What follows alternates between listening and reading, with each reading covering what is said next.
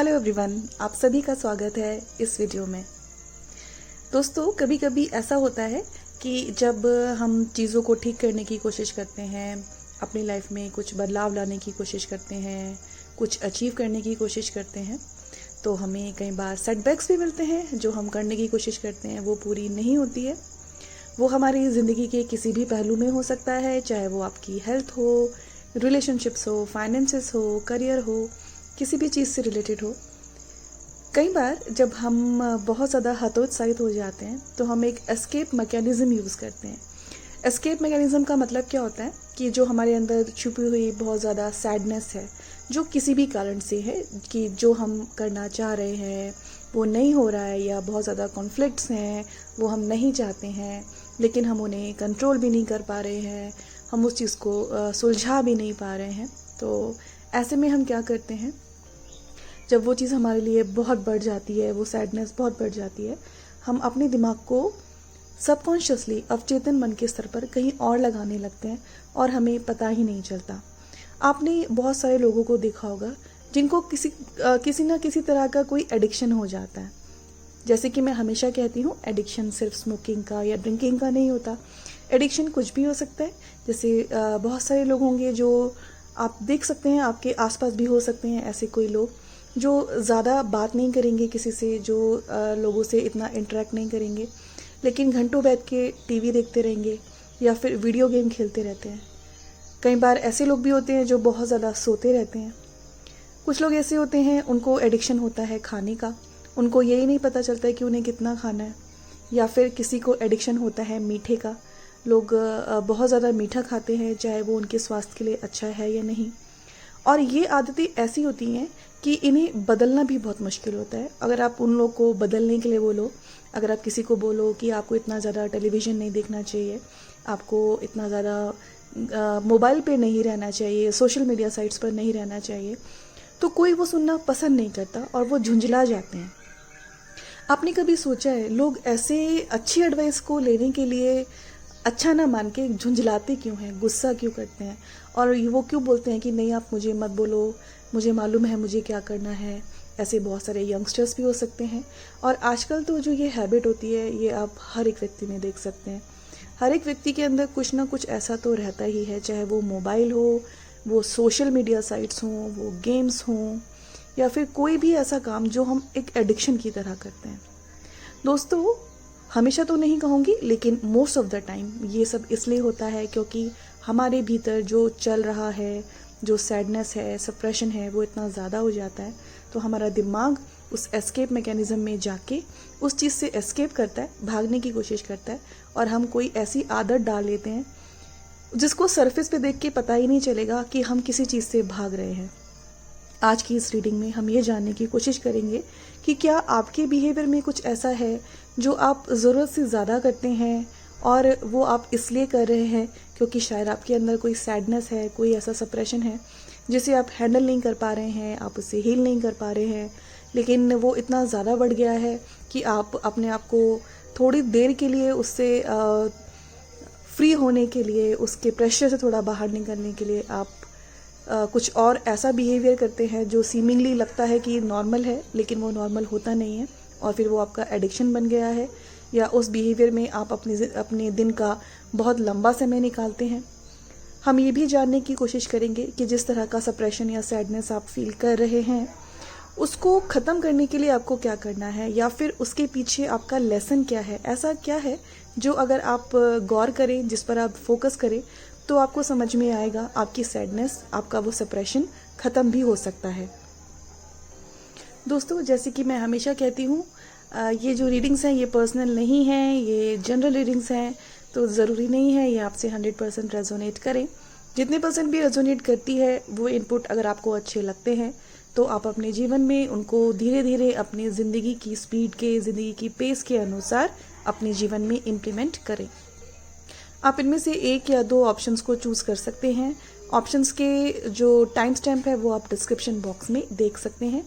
जो ऑप्शंस हैं वो है option number 1, option number 2 and option number 3। आपको इनमें से जो भी इंट्यूटिवली एक अट्रैक्टिव ऑप्शन लग रहा है या दो अट्रैक्टिव ऑप्शन लग रहे हैं, आप उनको चूज़ करके अपने लिए गाइडेंस प्राप्त कर सकते हैं। चलिए स्टार्ट करते हैं आज की रीडिंग। अगर आपने ऑप्शन नंबर 1 चूज़ किया है तो आपने ये वाला ऑप्शन चूज़ किया होगा। देखते हैं क्या गाइडेंस है आपके लिए। इसमें जो फर्स्ट कार्ड है उससे हम देखेंगे कि ऐसा क्या कर रहे हैं आप जो कि आपका एक कंपनसेटरी बिहेवियर है। आप ऐसा कुछ कर रहे हैं जिससे कि आप अपनी सैडनेस को एस्केप कर सकें। सेकंड कार्ड से हम देखेंगे वो क्या सैडनेस है जिससे आप भाग रहे हैं, एस्केप कर रहे हैं। थर्ड कार्ड से हम देखेंगे कि उस सैडनेस के पीछे लेसन क्या है। तो जो ये फर्स्ट कार्ड है इससे हम देख रहे हैं आप ऐसा कौन सा बिहेवियर कर रहे हैं जो कि एडिक्टिव बिहेवियर है, मतलब कि वो आपको आपके जो अंदर की सैडनेस है उससे तो दूर कर रहा है बट शायद आपके लिए अच्छा नहीं है। तो जो ये कार्ड है ये होता है बोर्डम से रिलेटेड। मोस्टली जब हम रिलेशनशिप में एक सैचुरेशन पॉइंट पर पहुंच जाते हैं और हमको ऐसा लगता है कि अब रिलेशनशिप में मज़ा नहीं आ रहा है या एक्साइटमेंट नहीं है या अब ज़्यादा बातचीत ही नहीं होती है, ये स्टेट तब आती है जब हमारी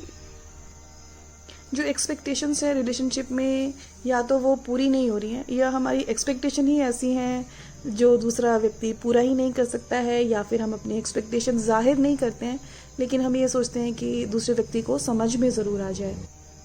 ऐसी स्थिति में कई बार लोग बहुत ज़्यादा इरिटेटिंग हो जाते हैं, मतलब कि आप हर एक बात पे गुस्सा करेंगे या आप बहुत जल्दी से इरिटेटेड हो जाएंगे क्योंकि डीप डाउन तो आपकी एक्सपेक्टेशन पूरी नहीं हो रही है। आप रिलेशनशिप में कुछ और एक्सपेक्ट कर रहे हैं, वो पूरा नहीं हो रहा है, लेकिन आप उसको दर्शा नहीं पा रहे हैं या दूसरा व्यक्ति आपकी बात समझ नहीं पा रहा है, तो ये बहुत ज़्यादा एक इरिटेशन, सैडनेस क्रिएट कर देता है। ऐसी स्थिति में ज़रूरत होती है कि आपको अपने अंदर और कुछ नया एक्सप्लोर करने की, अपने जीवन में कुछ नया एक्सप्लोर करने की। क्योंकि जब कभी भी ऐसा होता है कि आपको एक बोर्डम लगने लगता है, आपको लगता है आपको रिलेशनशिप में, जिस भी रिलेशनशिप में आपके ज़्यादा एक्सपेक्टेशंस हैं उसमें आपको मज़ा नहीं आ रहा है या आपको समझा नहीं जा रहा है, तो मैं ये मानती हूँ कि हो सकता है दूसरे व्यक्ति की कोई प्रॉब्लम हो ही ना, हो सकता है आप ही बहुत ज़्यादा डिपेंडेंट हो गए हैं उस रिलेशनशिप में और आपके लिए ज़रूरत है आप अपनी हॉबीज़ को, अपने इंटरेस्ट्स को समझें और अपने दिमाग को आप कहीं और भी लगाएं, क्योंकि ज़िंदगी में हर चीज़ की ज़रूरत होती है। अगर रिलेशनशिप की ज़रूरत है तो लेकिन आपका जो खुद की स्किल्स हैं, क्रिएटिविटी है, हॉबीज़ है, आपका फोकस उसमें होना भी बहुत ज़रूरी है। हो सकता है आपकी ज़िंदगी में ज़रूरत हो अभी कुछ नई चीज़ें सीखने की, कुछ नई तरह के पर्सपेक्टिव समझने की, लेकिन उसकी जगह आप एस्केप मैकेनिज़्म में आप कर क्या रहे हैं, आप मोस्टली क्रिब करते होंगे, नाराज़ हो जाते होंगे, छोटी छोटी बात पे आप शायद हार्श वर्ड्स भी बोल सकते हैं, या फिर आपके कुछ काम ऐसे होंगे तो आपको मालूम है आपको पूरे करने हैं लेकिन आप उससे बार बार डिले करते रहते हैं। आपको मालूम है कि आप अपनी ज़िंदगी में बदलाव लेकर कैसे आ सकते हैं या कुछ पहलू हैं जहाँ पर आपको ध्यान देना है, लेकिन आप उन चीज़ों पे ध्यान न देके उसमें और ढील देकर आप का जो फोकस है या जो एनर्जी जो आपकी वेस्ट होती है वो इन बातों पर होती है कि आप आर्ग्यूमेंट्स करते हैं या गुस्सा ज़्यादा जाहिर करते हैं, क्योंकि आपका फोकस आपकी रिलेशनशिप से नहीं हट नहीं रहा है और जो कि आपका फोकस अब कहीं ना कहीं और दूसरी ओर भी होना चाहिए, वो आपको समझ नहीं आ रहा है। जो ये आपकी सैडनेस है, जो एस्केप मैकेनिज़्म है, वो क्यों है? वो इसलिए क्योंकि आप कहीं ना कहीं आपको ये लगता है कि आपने अपनी रिलेशनशिप में बहुत ज़्यादा इन्वेस्ट किया है, अपना टाइम, अपनी एनर्जी, और अब आपको बहुत ज़्यादा डिस्करेजमेंट हो रहा है कि अब आप कुछ भी कर रहे हैं, आप किसी भी तरह से शो कर रहे हैं कि रिलेशनशिप में कुछ चेंजेस होने चाहिए या आपके एक्सपेक्टेशंस पूरी होनी चाहिए, आपको टाइम मिलना चाहिए, लेकिन वो ऐसा हो नहीं रहा है और आप बार बार डिस्करेज्ड हो जाते हैं। आपकी जो मानसिकता है वो ये कहती है कि मैंने कितना कुछ किया है रिलेशनशिप में, मैंने अपनी ज़िंदगी दी है या मैंने अपना बहुत टाइम लगाया है और मुझे उसके वैसे रिजल्ट्स नहीं मिल रहे हैं। तो जब इस तरह की सोच होती है तो डेफिनेटली सैडनेस तो आती ही है। लेकिन जब भी हमारी ज़िंदगी में कोई ब्लॉक आता है, चाहे वो रिलेशनशिप में हो या कहीं पर भी हो, आप हमेशा देखिए उसके पीछे कुछ ना कुछ अच्छा छुपा होता है, क्योंकि हमें ज़िंदगी में ग्रो करना होता है और जब हम कॉन्शियसली ये समझ नहीं पाते तो हमारी ज़िंदगी की परिस्थितियाँ हमें बताती हैं कि हमें ग्रो करना है। तो इस पॉइंट ऑफ व्यू से मैं अगर देखूं कि आपकी मनोदशा तो ये है कि आपको लगता है आपने बहुत कुछ किया है, बहुत कुछ इन्वेस्ट किया है और आपको वैसे रिजल्ट नहीं मिल रहे हैं अपनी रिलेशनशिप में, वैसा दूसरे व्यक्ति की तरफ से रिस्पॉन्स नहीं मिल रहा है, लेकिन इसके पीछे है क्या, आपका लेसन क्या है इसके पीछे? तो अगर आप ये देखें, ये कार्ड है लवर्स का। जो ये थर्ड कार्ड है, इससे हम जानने की कोशिश करेंगे कि जो भी आपको अपने जीवन में सैडनेस लग रही है उसके पीछे लेसन क्या लर्न करना है। जैसे इस कार्ड से हमने ये समझा कि हो सकता है ऐसा हो रहा है कि आपने जो भी रिलेशनशिप में इन्वेस्ट किया है, अपना टाइम, अपनी एनर्जी, आपको लगता है आपको उसके अनुसार समझा नहीं जाता, या वैसी आपकी एक्सपेक्टेशंस पूरी नहीं हुई हैं। अगर वो एक्सपेक्टेशंस पूरी नहीं हो रही हैं तो हम इस कार्ड से ये जानने की कोशिश कर रहे हैं कि ऐसा क्या है जो ब्रह्मांड है, ईश्वर है या आपके गुरु हैं, वो आपको क्या समझाना चाह रहे हैं, या वो आपको कैसे आपका स्पिरिचुअल इवोल्यूशन में आपको मदद कर रहे हैं। जो ये कार्ड होता है द लवर्स का, इसको मैं इस तरह से देखती हूँ कि ये हमारे भीतर का ये यांग को दर्शाता है। मतलब कि जब हम कभी भी किसी पे ओवरटली डिपेंडेंट होते हैं तो इसका मतलब ये होता है हमारा खुद की इमोशंस पर कंट्रोल नहीं है। और अगर हम भौतिक जगत में हर चीज़ के लिए किसी और के ऊपर डिपेंडेंट हैं, कि अगर हमें बाहर जाना है तो हमें कोई चाहिए हमारे साथ में जाए, हमें कुछ काम करना है तो हमें उसमें किसी का सपोर्ट चाहिए, तब भी हम फिज़िकल लेवल पे, मैनिफेस्टेशन के लेवल पे हम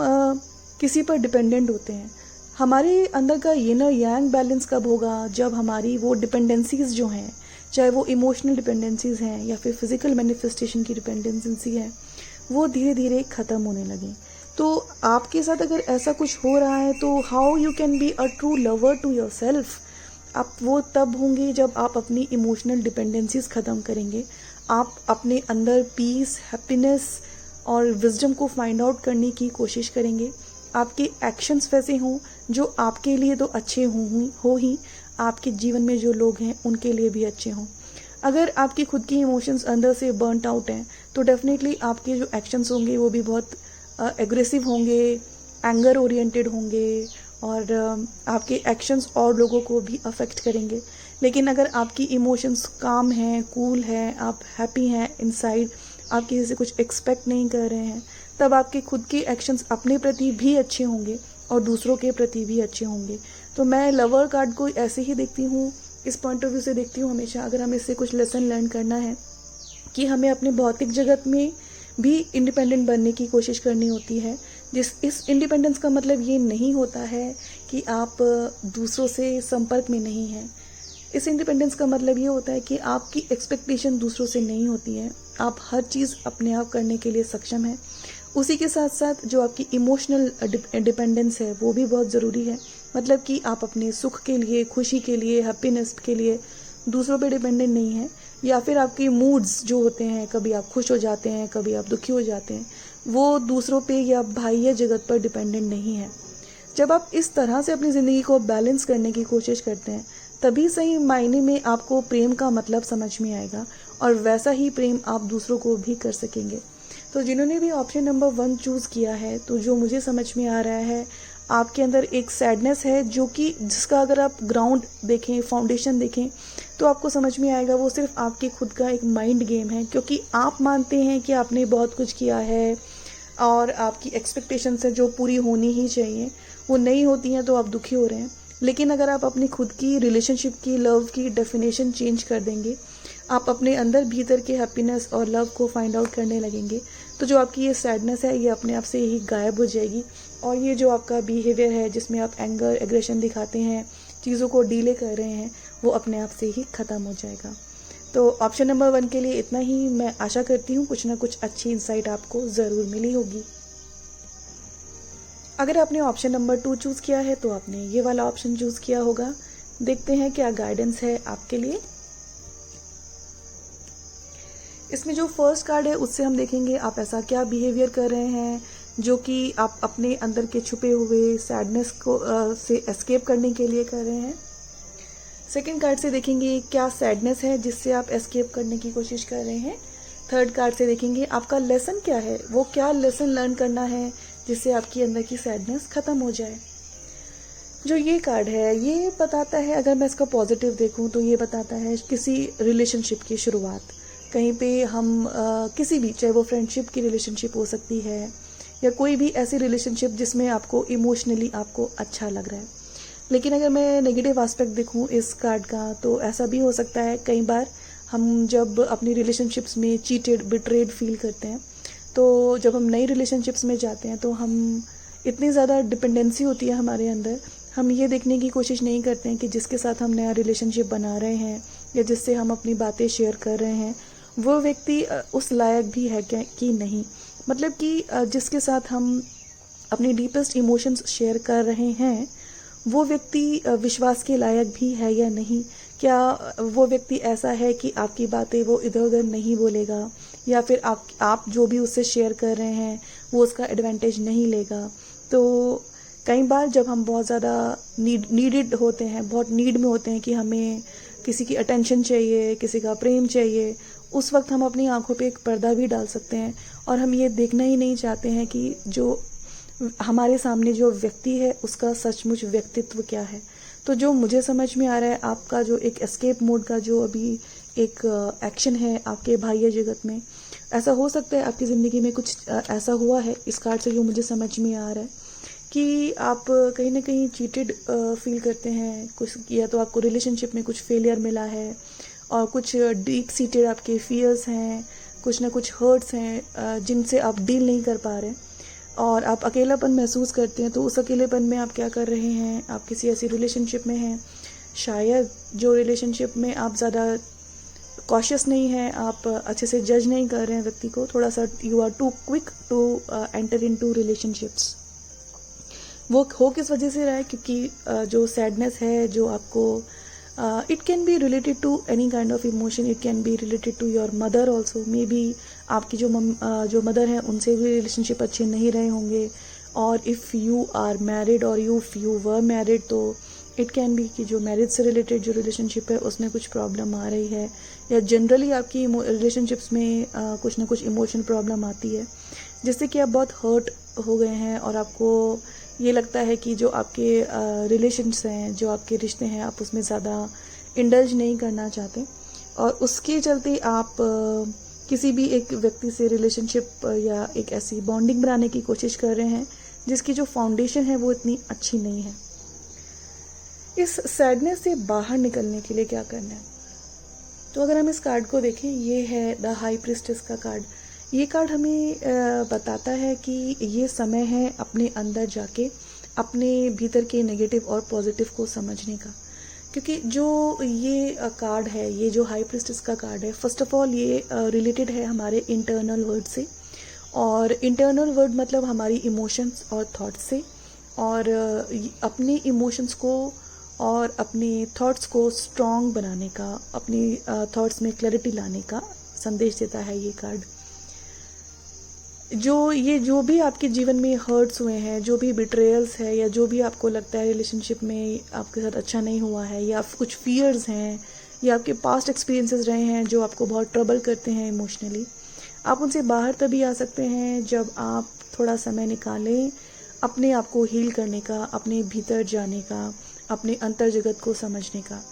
जो ये पुजारिन जो लिखा हुआ है, मतलब कि एक it is a sort of card जो कहता है कि अभी जो हो रहा है उसमें एक थोड़ा कॉमा लगाएं, फुल स्टॉप नहीं लगाएं, कॉमा लगाएं,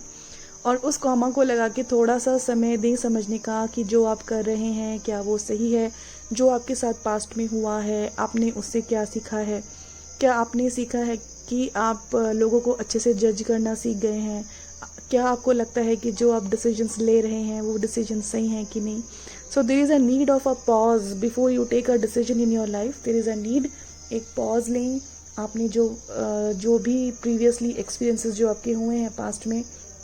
उनको रिव्यू करें, उनसे समझें कि आपने क्या सीखा है और तभी अपनी ज़िंदगी में आगे बढ़ें। तो ये सैडनेस कब जाएगी, जब आप ये समझ पाएंगे कि जो भी आपके साथ हुआ उससे आपने क्या सीखा है, उससे आपके जीवन में कुछ ना कुछ तो अच्छा बदलाव ज़रूर आया होगा। वो क्या है, जब आप इस तरह से फोकस करेंगे, अपने पास्ट के बारे में क्रिप करना छोड़ देंगे, तब आपका जो ये एस्केप मैकेनिज्म है जहाँ पे आप कोई भी ऐसी रिलेशनशिप में एम्बार्क कर देते हैं जहाँ पे you are not sure about what kind of person you are with, so it is better इस तरह का एस्केप मैकेनिज्म में अपने लिए ऐसा रिस्की बिहेवियर ना करके इट इज़ बेटर रिव्यू करें अपने पास्ट को, लर्न करें आपने क्या लर्न किया है, क्या आपके लिए अच्छा रहा है, क्या सीखा है, जिससे कि जो जीवन में आप आगे वो स्टेप्स ना लें। इस चीज़ को जब एनालाइज करेंगे तो आपकी ये सैडनेस अपने आप ख़त्म हो जाएगी और आपका ये जो कंपनसेटरी बिहेवियर है, एस्केप मोड का बिहेवियर है, वो ख़त्म हो जाएगा। सो ऑप्शन नंबर 2 के लिए इतना ही। मैं आशा करती हूँ कुछ ना कुछ अच्छी गाइडेंस आपको ज़रूर मिली होगी। अगर आपने ऑप्शन नंबर 3 चूज़ किया है तो आपने ये वाला ऑप्शन चूज़ किया होगा। देखते हैं क्या गाइडेंस है आपके लिए। इसमें जो फर्स्ट कार्ड है इससे हम देखेंगे आपका क्या बिहेवियर है जो आप एस्केप करने के लिए कर रहे हैं अपनी सप्रेस्ड इमोशन से। इस कार्ड से देखेंगे क्या इमोशंस हैं आपकी जो सप्रेस्ड हैं, और इस कार्ड से देखेंगे क्या लेसन है आपका जिससे कि आप अपनी सप्रेस्ड इमोशंस को हील कर सकें। जो मुझे समझ में आ रहा है इन सब कार्ड्स को देख के वो ये है कि कुछ ऐसा रहा है। I would like to start with second card in this. कुछ ऐसा रहा है कि आपकी ज़िंदगी में आपको या तो आप पढ़ना चाहते थे, आप कुछ नई चीज़ें लर्न करना चाहते थे, वो आप नहीं कर पाए हैं। कुछ ऐसे लोग रहे हैं जिन्होंने आपको लगता है कि आपका एडवांटेज लिया है या फिर आपको धोखा दिया है, उन लोगों को आप माफ़ नहीं कर पा रहे हैं। आपको ऐसा भी लग सकता है कि आपको ज़िंदगी में जो फ़न, लाफ्टर, हैप्पीनेस चाहिए था, जो एक लेजर टाइम चाहिए होता है फैमिली के साथ, या फिर कहीं घूमने जाना है आपको, या फिर आपको लाइफ में कुछ एंटरटेनमेंट चाहिए, कुछ हैप्पीनेस चाहिए, उन चीज़ों में शायद कुछ कमी रही है। और जिस वजह से आप बहुत सैड हैं या बहुत नाराज़ हैं अपने आप से या अपनी ज़िंदगी के कुछ लोगों से। इस सैडनेस से बाहर निकलने के लिए आप क्या कर रहे हैं, कैसा एस्केप मैकेनिज़्म अपना रहे हैं। आप इस सैडनेस को हील नहीं कर पा रहे हैं कि मतलब कि आप किसी को फॉरगिव नहीं कर पा रहे हैं। कोई ऐसा व्यक्ति शायद जो एक अथॉरिटी पोजीशन पर था आपकी ज़िंदगी में या है, मतलब कि जिस पर आप डिपेंड करते हैं, उसने या तो आपको बिट्रे किया है या जो आपकी एक्सपेक्टेशंस थी उनको पूरा नहीं किया है या आपकी एक्सपेक्टेशंस को ज़्यादा रिस्पेक्ट नहीं दी है। ऐसा भी हो सकता है कि जैसे मैंने आपको बताया कि आप कुछ सीखना चाहते थे या कुछ स्किल्स हैं आपके अंदर, कुछ क्रिएटिविटी है जिसको आप यूज़ नहीं कर पाए, जिस वजह से आप दुखी हैं या नाराज़ हैं अपने आप से या किसी और से। और जैसे कि बताया हैप्पीनेस, जिस तरह से आप हैप्पीनेस फाइंड आउट करना चाहते थे कुछ डिफरेंट एक्टिविटीज़ से फैमिली के साथ, वो नहीं कर पाए हैं। और जिस वजह से सैडनेस है उसको सॉर्ट आउट नहीं कर पा रहे हैं, तो आप क्या कर रहे हैं, आप या तो बहुत ज़्यादा ध्यान करते हैं, बहुत ज़्यादा स्पिरिचुअलिटी की बातें करते हैं, या बहुत ज़्यादा एस्केप मोड में है। एस्केप मोड, अगर हम ओवर स्पिरिचुअल भी हो जाते हैं तो वो भी एक एस्केप मोड होता है। मतलब कि जब हम कुछ और पसंद नहीं करते और हम सिर्फ स्पिरिचुअल होना चाहते हैं, हम सिर्फ ध्यान करना चाहते हैं, हम सिर्फ मंदिर में जाना चाहते हैं, या फिर हम जो भी स्पिरिचुअल ग्रुप को मानते हैं हम सिर्फ उसमें जाना चाहते हैं, हम जो नॉर्मल लाइफ है हम उसमें इंडल्ज नहीं करना चाहते हैं, तो कई बार वो इसलिए होता है क्योंकि जो हमारी जनरल लाइफ है, जो हमारी प्रेजेंट लाइफ है, उसमें हमारी जो इच्छाएं हैं वो मैनिफेस्ट नहीं हुई, वो पूरी नहीं हो पाई, और उस वजह से हम इतने ज़्यादा होपलेस हो जाते हैं या डिप्रेस्ड हो जाते हैं। तो क्या करते हैं कई बार लोग, उसका अपना एस्केप मैकेनिज़्म क्या बना लेते हैं, वो सिर्फ जो आध्यात्मिकता है सिर्फ और सिर्फ उस ओर चले जाते हैं। और लेकिन उनके अंदर वो गुस्सा, वो नाराज़गी, वो लोगों से चिढ़ना, इरिटेशन, जेलसी, एंगर सब रहता है, लेकिन ऊपर से ऐसा लगता है कि वो स्पिरिचुअल हो गए हैं, वो ध्यान कर रहे हैं या पूजा कर रहे हैं या मंदिरों में जा रहे हैं, कुछ भी ऐसा हो सकता है। तो इस वक्त आपका एस्केप मैकेनिज़्म वो है क्योंकि आप अपने ध्यान से, स्पिरिचुअलिटी से या रिलीजन से आप हैप्पीनेस फाइंड आउट करना चाह रहे हैं, क्योंकि आपका जो भौतिक जगत था उसमें वो हैप्पीनेस नहीं मिली जो आप चाह रहे थे। क्योंकि अगर मैं एस्ट्रोलॉजिकली भी देखूँ, जो ये 5th नंबर होता है, ये होता है हमारे पूर्व पुण्य का, मतलब वो चीज़ें जो हम पूर्व में करके आए हैं और जिसका अच्छा रिजल्ट हमें इस जीवन में मिलता है, जिसके लिए हम कुछ नहीं करते हैं, कई बार वो होता नहीं है। और हम दूसरों को देखते हैं, हमें लगता है कि दूसरों की ज़िंदगी इतनी अच्छी है, मेरी ज़िंदगी इतनी अच्छी क्यों नहीं है, और वो सैडनेस आती है, तो कई बार उस मोड में लोग एस्केप करते हैं और उस एस्केपिज्म में हम ओवर्टली हम भगवान की ओर जाने लगते हैं, वो गलत होता है। इस सैडनेस से बाहर निकलने के लिए आपको क्या करना है, उसके लिए ये कार्ड आया है, ये है knight of pentacles. Dear one, knight of pentacles card का मतलब होता है एक ऐसा व्यक्ति जो फोकस्ड है प्राप्त करने के लिए वो प्राप्त करना चाहता है। तो अगर आपको अपने इस सैडनेस से बाहर आना है कि मुझे ये नहीं मिला, मैं अपनी ज़िंदगी में ये नहीं कर पाया, या मुझे ये हैप्पीनेस नहीं मिली, मैं ये क्रिएट नहीं कर पाई, या मैं अपने स्किल्स को यूज़ नहीं कर पाई, तो वो अगर आपको करना है तो आपको एक ऐसा व्यक्ति बनना पड़ेगा जो अपनी ज़िंदगी के डिसीजंस खुद से लेके अपनी ज़िंदगी में जो आप प्राप्त करना चाहते हैं उसके लिए आपको एक्शंस करने पड़ेंगे। एट प्रेजेंट आपका ऐसा कोई पूर्व पुण्य नहीं है जो आपको बिना कुछ करे आपको कुछ ऐसा दे जो आपको खुश करे। जो अगर आप ज़िंदगी में खुशी प्राप्त करना चाहते हैं, चाहे वो कैसी भी हो, आपकी क्रिएटिविटी से रिलेटेड हो, आपकी हॉबीज़ से रिलेटेड हो, आपके स्किल्स से रिलेटेड हो, वो आपको अगर प्राप्त करनी है उसके लिए आपको एफर्ट करनी होगी। तो आपको ज़िंदगी क्या सिखा रही है कि एस्केप करने की जगह कि आप कुछ मेहनत ही ना करें, आप फिज़िकल एक्शन ना लें और आप सिर्फ और सिर्फ पूजा पाठ या आध्यात्मिकता की ओर चले जाएं, तो वो एक एस्केप मैकेनिज़्म होगा। वो भी करना है, लेकिन साथ में आपको एक्शन भी करने हैं। जो भी आप ज़िंदगी में जिस चीज़ की आप वैल्यू समझते हैं, जो आप करना चाहते हैं, उसके लिए आपको एफ़र्ट करनी होगी। एफ़र्ट करेंगे तो आपको उसके रिज़ल्ट्स देर से ही सही लेकिन मिलेंगे ज़रूर। लेकिन अगर आप इस जीवन में सिर्फ एस्केप करते रहेंगे तो जो आपके डिज़ायर्स हैं वो अगर पूरे नहीं होते हैं तो हम ये नहीं सोचेंगे कि अगर हम स्पिरिचुअल बन गए हैं तो वो हमारे डिज़ायर्स ख़त्म हो गए। नो, वो डिज़ायर्स आपके ट्रांसफ़र हो जाएंगे आपके नेक्स्ट बर्थ में। तो इससे बेटर तो यही होता है कि अपने डिज़ायर से भागने की जगह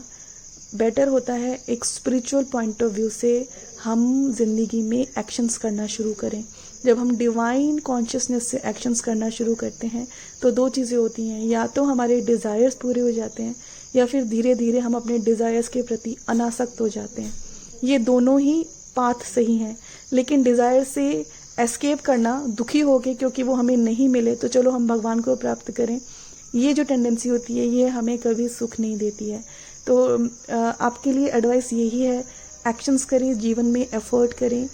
क्योंकि आपके पास वो डिवाइन नॉलेज है, वो स्पिरिचुअल नॉलेज है। उस स्पिरिचुअल नॉलेज के साथ, डिवाइन नॉलेज के साथ अच्छे कर्म करें, अच्छे मन से करें, तो आपको अपने जीवन में अच्छे रिजल्ट कभी ना कभी ज़रूर मिलेंगे।